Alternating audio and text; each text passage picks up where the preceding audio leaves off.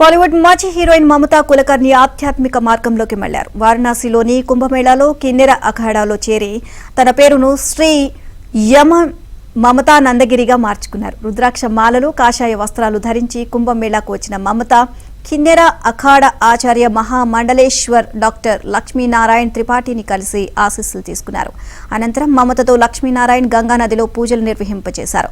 నదిలో మమత 3 సార్లు మునక వేశారు. కిన్నెర అఖాడాతో మమత ఏడాదిన్నర పాటు సంప్రదింపులు జరుపుతున్నారని తెలిపారు. ఇక ఆమెను మహామండలేశ్వర్ గా నియమిస్తున్నట్లు వెల్లడించారు. ఇకపై తనను శ్రీ యమై మమతా నందగిరిగా పిలుస్తాము అన్నారు.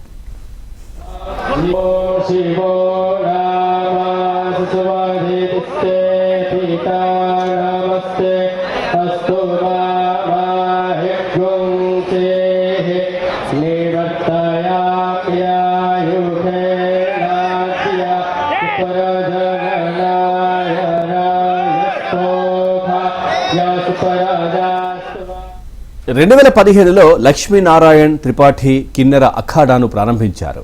ట్రాన్స్ జెండర్లకు సమాజంలో గౌరవం తీసుకువచ్చే లక్ష్యంతో దీనిని నెలకొల్పారు.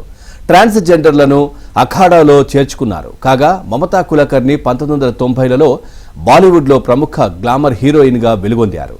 కరణ్ అర్జున్, క్రాంతివీర్, ఆషిక్ అవారా, సబ్సే బడా కిలాడి, చైనా గేట్ తదితర హిట్ సినిమాల్లో ఆమె నటించారు. 2002 అనంతరం ఆమె సినిమాలు చేయడం మానేశారు.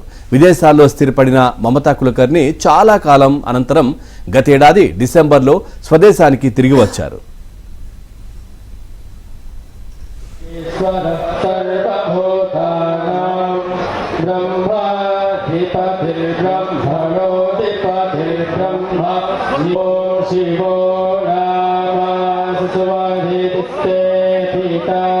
నమస్తే అస్తు